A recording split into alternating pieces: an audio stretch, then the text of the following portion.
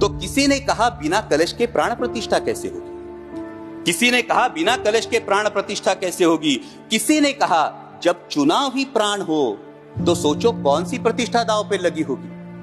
लोग तो कुछ कहेंगे, लोगों का काम है कहना, आप जन की बात मत सुनना, सिर्फ मन की बात करना। फिर भी खुश थे हम 500 साल का सपना जो पूरा हो रहा था, हमारे अंदर का हिंदू भी पूरी तरह से जाग गया था।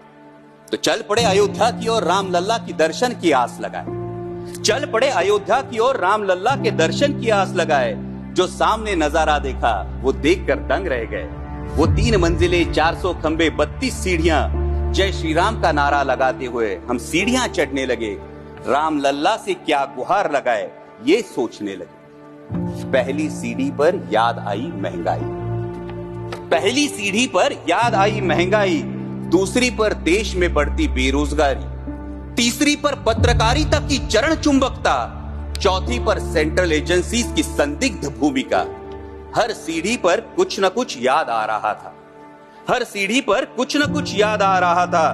कहीं 15 लाख का जुमला, कहीं किसानों का आक्रोश था, कहीं महिला कुश्तीगिरों की वेदना थी, कहीं सालाना 2 करोड़ रोजगारों का वादा था, कहीं बढ़ती सांप्रदायिकता थी, तो कहीं चुनिंदा पूंजीपतियों पर मेहरबान हमारी सरकार का चेहरा था। इस वास्तविकता ने झंझोड़ने के बाद भी हम अंधभक्तों की तरह चलते गए। होश तो तब संभाला जब राम लल्ला के दर्शन हुए।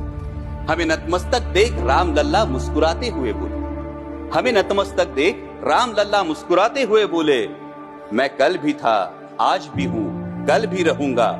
जितना इस मंदिर में हूं उतना ही तुम्हारे मन में रहूंगा। लेकिन याद रखना हमेशा मैंने त्रेता युग में रामराज जलाया था, तुम कलयुग में जीते हो जहां संविधान ने गणराज जलाया है।